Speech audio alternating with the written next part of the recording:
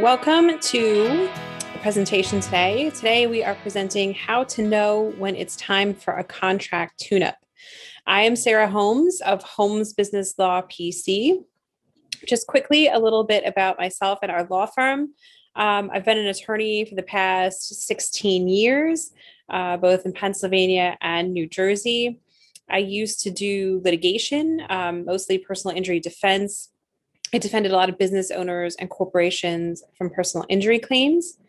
About 10 years ago, or maybe 11 years ago now, I started a business in my kitchen. I manufactured a small product, and within about a year, I got that product into a number of stores across the country.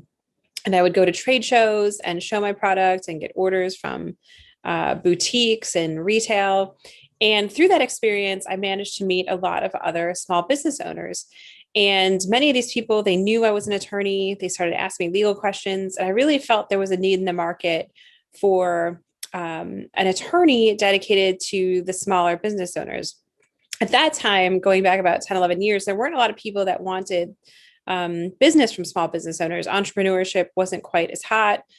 Stuff like Shark Tank was just starting to roll around. So this was new to everybody. Now, entrepreneurship and business ownership and freelancing and the gig economy has become a much greater share of what people do for work these days. So I wanted to make sure that I was helping small business owners, help them get the needs met in terms of contracts and commercial leases and trademarks and deals and setting up their business and all that sort of thing. So for the past 8 years now, I've had my own law firm where we only help small business owners with things like contracts, trademarks, commercial leasing, partnership agreements, hiring employees, anything like that. So I would say that 80% of what we do has something to do with the contract. So we write a lot of contracts.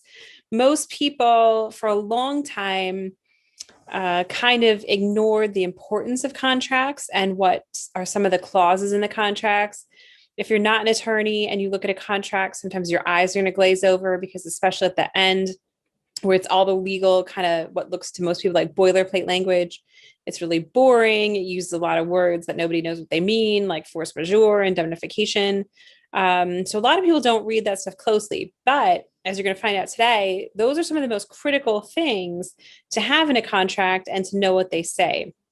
And one of the positive things to come out of COVID is that it's forced business owners to really look carefully at what's in their contracts, because a lot of people in many industries had contracts that they couldn't fulfill. They were finally looking at things like force majeure clauses, which people probably hadn't looked at in like 20 years, very much about deposits, refunds, rescheduling, huge issues around these things. So contracts in the last year have been a really hot legal topic for most business owners. And so today we want to talk to people about how do you know when it's time for a contract tune-up. Often we'll write contracts for clients. We'll give them the contract. We'll tell them, hey, this is a template that's been set up for you.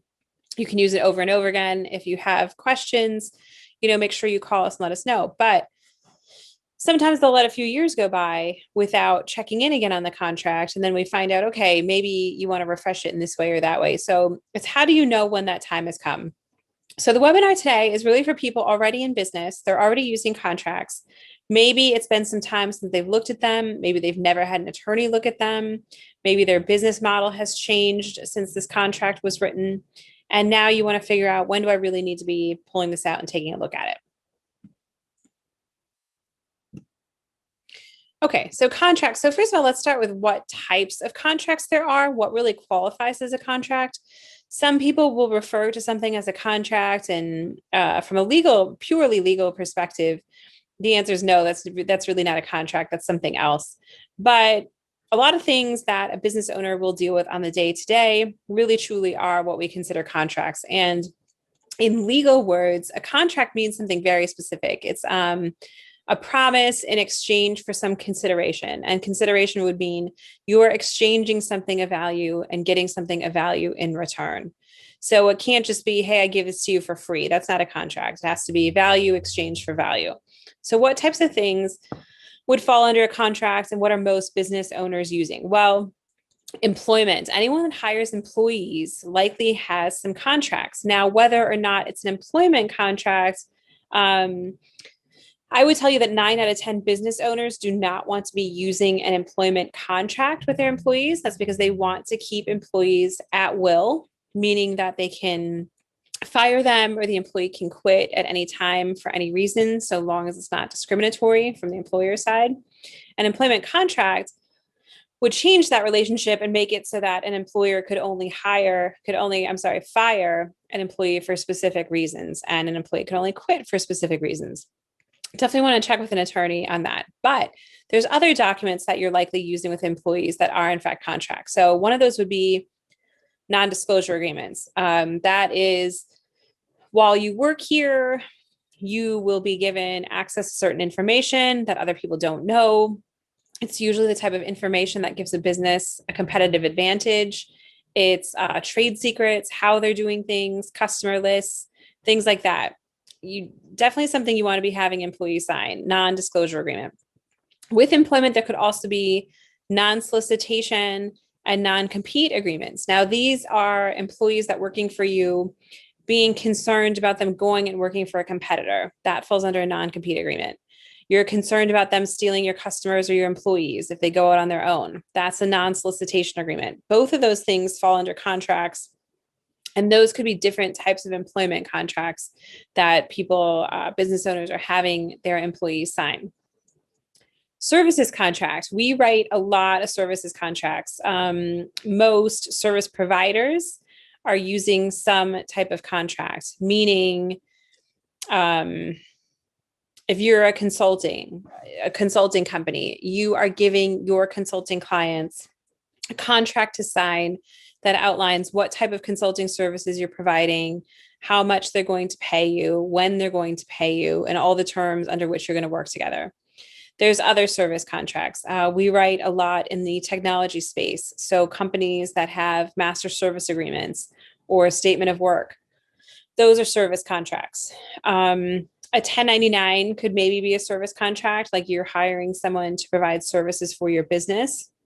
That could be considered a service contract. Going next to vendors. Most businesses have vendors. They have different types of providers that are providing either goods or services or materials to them. Ideally, those sales and those things would be providing under a contract. So there may be vendor contracts that you're using in your business that you want to pull out from time to time and take a refresher on.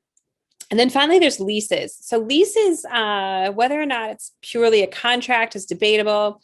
A lease usually indicates a property interest. So it's not quite a contract, but I feel like people typically think of them as contracts. So that's why we've included it in this list. And a lease is certainly something that you do want to pull out from time to time, see what it says. And certainly if you're coming up for a renewal or a renegotiation, you want to have that handy to know what terms you're going to renegotiate before you agree to renew a lease. Okay. What are some contract clauses to revisit? Now, stuff that's come out since COVID, as I mentioned in the beginning, are force majeure. So what's force majeure? Force majeure is a fancy French name for something that has happened out of our control. Most of the time they're written with an eye toward natural disasters, and it's prevented the parties from performing under the contract. So let's say you live on the Gulf Coast, a giant hurricane comes, it shuts your business down for a week because you have no power, your staff can't get to work, maybe your office is flooded, and you're under a contract to provide some services within that week. Well, you would cite the force majeure clause and say, hey, look, this natural disaster came. It's not my fault. It's not your fault, but we agree that my performance this week is excused due to this factor that's happened beyond my control. So it's excusing performance that should have happened under the contract due to a reason not under either party's control. Now, if you actually pull out these force majeure clauses and look at them, which I guarantee you before COVID, people probably hadn't done since 9/11, because that was the last time these were a really big deal. The magic language people were looking for with COVID was pandemic and things like shutdown or quarantine due to government order. Those were all things that could have been in a contract to excuse performance due to COVID related issues. So, for example, if you had a contract, you're a wedding vendor, right? Let's say you're a wedding venue and you have a contract with your clients, and there's a force majeure in there that says, due to pandemic, we can't perform and performance is excused. Your client, the one holding the wedding, might cite that clause and say, hey, because we're in a pandemic, we can no longer have our intended wedding of 500 people, and we should be excused from performing under this contract. Now, people got into sort of the nitty gritty details of this stuff, and there was a debate as to whether it's the pandemic itself or it was the government order prohibiting crowds of 500 people from, preventing them from having that wedding. Then there was also the argument that they could have had some type of wedding, maybe not for 500 people, maybe they could have had 50 people. Does that still apply? So force majeure, ever since COVID, has become a big, big deal. And people should be actively rereading the force majeure clauses in their contracts, knowing what they say, and making sure now that they cover things like not only pandemic, but a government ordered quarantine and a government ordered shutdown of the business to excuse performance under that contract. All right, termination. Termination ends up being a clause that people want to revisit once in a while. Often these aren't clearly written. It's not clear under what circumstances you're going to allow a client to terminate a contract. It might not be clear under the circumstances when you as the business owner would be allowed to terminate a contract. Sometimes you get a client that you just, for whatever reason, it's more consternation than it's worth, and you might want to terminate their contract and fire them as a client. You got to pull that contract out and make sure that that's something you can do without being in breach of that contract. So termination clauses are definitely something you want to be revisiting probably once a year, just to make sure that based on your current clientele and your current business model, that it's still working for you. Deposits. Deposits are a huge area, especially for people in like event planning, the wedding industry, anything like that. People are getting deposits ahead of time, right? They're saying, all right, you've contracted me to provide services a year from now, sometimes 18 months, 24 months down the road. And I want to figure out, you have to pay a deposit today, and then we're going to perform the rest of the services over the next, year and a half, 2 years. Deposits are important because the law protects a lot of consumers from business owners taking deposits and not doing anything. So language around a deposit has to be very specific as to what that money's for, whether it's non-refundable, whether you're going to keep that money if the contract terminates as a punishment, or whether you're keeping that money because you had to forego other opportunities. Now, it's very important how that's worded, because it could mean the difference between you having to return that money no matter what, even if it says non-refundable, versus you being able to keep that money because it was worded the proper way legally. So deposits, especially if you're in a COVID situation and you get clients wanting to cancel, they want deposits back, you need to pull that out and see what is in your deposit clauses and make sure that, again, it's really written for your current business circumstances and your current business model. All right, what are some signs that it's time for a contract update? Well, one of the biggest signs that it's time to update your contract is your clients are either slow to pay you or are not paying you. I try to tell people all the time that if you're working with clients on a contract, or maybe worse, you're not working with clients on a contract and they're not paying you, that's a contract problem. That's a you problem. That's not a your customer doesn't have money problem.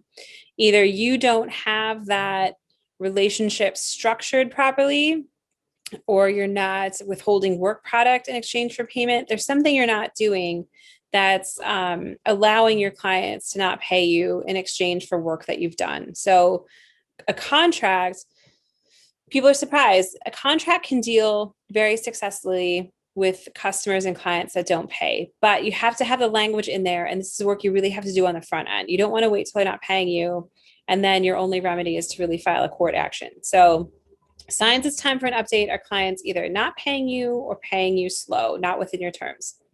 Another sign is you're starting to get pushback from people. oftentimes a business owner will use a contract. It'll have language in it, and they get 3 customers in a row that are pushing back on the same clause in the contract. And they're either saying, I don't like this clause and I want you to take it out, or I don't understand what this clause means. You need to explain it to me. It's not clear. Both of those are bad signs for your contract. So if clients are telling you they don't understand what something means, or they want you to revise something or agree to take it out, you want to probably sit back and think and speak to an attorney about, all right, how can I better revise this? How can I make sure they understand it? Because your client's not understanding your contract is not a good thing. That's how people get sued. People don't end up in court because they agree. They end up in court because they disagree on what something means. So the more transparent your contract is, the more your clients understand it, the less likely it is you are to wind up in court. So if you're getting pushback on your contracts, people don't understand what it means, or they want you to revise it somehow, it's time to talk to somebody about how that can be fixed. All right, questions. You're getting a lot of questions about your contract. So that's sometimes people ask you, I don't understand how paragraph 14A works with paragraph 10B. What would happen in this scenario? What would happen if I don't do this? The more they're asking questions about scenarios that are not addressed in that contract, the more you want to be thinking, maybe this is stuff we need to put in this contract. Sometimes it's better to have a contract that's simpler and doesn't have every potential scenario under the sun of what might happen. But just like the pushback, if you're getting enough questions from people that they're not understanding what's going to happen if Y happens, then maybe it's time to think about maybe this is something to actually add into your contract. And not in every instance, like you don't want to be completely rewriting and adding pages and pages, but think about what they're really asking you. If it's enough people asking you questions about it, again, it's a signal to you that something needs to be updated and something has to be changed in that contract. All right, finally, if you have questions about a contract, if you'd like an attorney review of a contract, if you'd like an attorney to draft a contract for you, please reach out to our office. Our phone number is the 215-482-0285. You can also find us by email, which is the info@phillysmallbusinesslawyer.com. Our website is phillysmallbusinesslawyer.com. We can handle contracts most of the time on a flat fee or with a reasonable retainer. And if you have any kind of contract issue, services contracts, commercial lease, employment contracts, please feel free to get in touch and get our help. We're happy to work with you, and we are always happy to help small business owners. So thank you.